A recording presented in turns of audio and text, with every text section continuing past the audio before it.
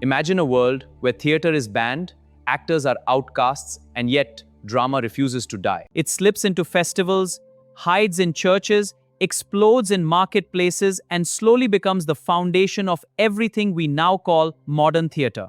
Today, we travel into the Middle Ages, not a dark age for drama, but a transformative one. At the fall of the Roman Empire, which marks the beginning of the Middle Ages, the corrupt Roman drama, proscribed by the church, had come to an unhonored end. But drama didn't vanish. It simply went underground. Actors, they didn't disappear. They were pushed into the margins, merged into the great body of disreputable jugglers and inferior minstrels who wandered over all Christendom. These performers, social outcasts, kept drama alive. Crude? Yes. Immoral? Often. But necessary. Because here's a truth about human nature: the desire for spectacle never dies. And so, the performances of these social outcasts, crude and immoral as they were, continued for centuries unsuppressed. This is how medieval drama survived and prepared the stage for modern theater. Now shift your imagination from cities to villages.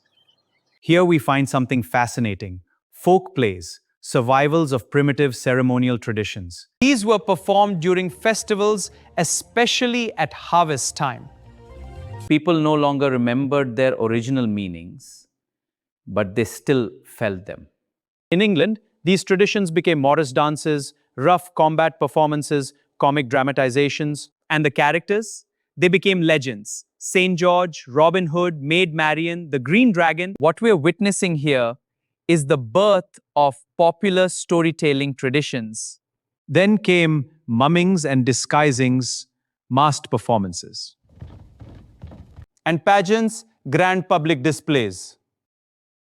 But remember, these were not yet the main stage of medieval drama. That honor belongs to the church. Now picture this scene carefully. A massive cathedral, Colored light, echoing choir voices, incense filling the air. The medieval church was already theatrical. but there was a problem. The people understood nothing. Of the Latin words of the service, they understood nothing. So the church did something revolutionary. It turned religion into performance. They began with symbols. On Good Friday, the cross is buried. On Easter, it is revealed again. Then came dialogue, the famous trope, "Whom seek ye in the sepulchre, O Christians? Jesus of Nazareth, the crucified, O angel. He is not here. He has a reason." Suddenly, this is no longer ritual.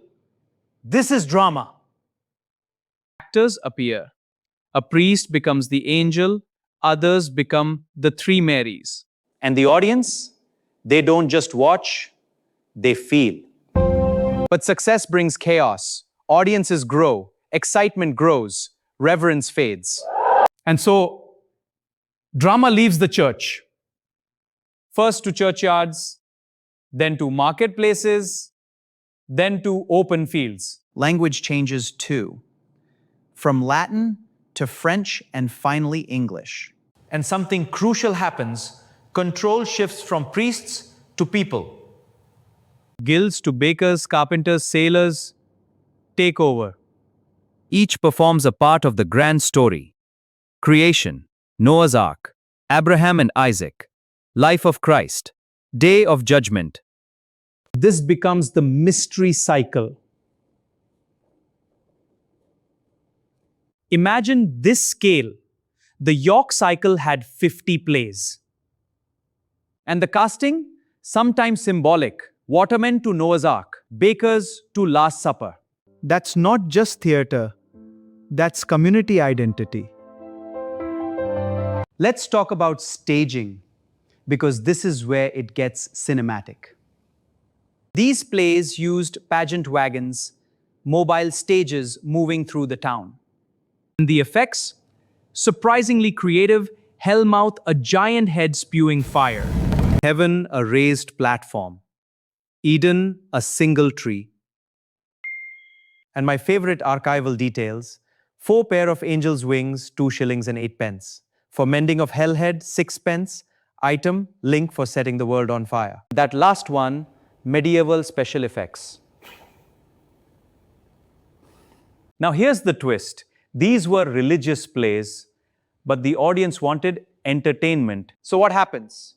Comedy enters not gently but violently. Examples preserved in original text. Noah's wife becomes a rebellious shrew. She refuses to enter the ark until beaten. Even sacred stories fill with exaggeration and chaos. Herod becomes so exaggerated that later William Shakespeare coins a phrase to out Herod Herod. Religion, comedy, and chaos. This is medieval theater. As we move toward the Renaissance, something shifts. Drama becomes more abstract. Enter morality plays. Here, characters are not people, they are ideas: virtue, vice, sin, repentance. And the hero? Every man a symbol of all humanity. The plot becomes universal: temptation, sin, regret, salvation.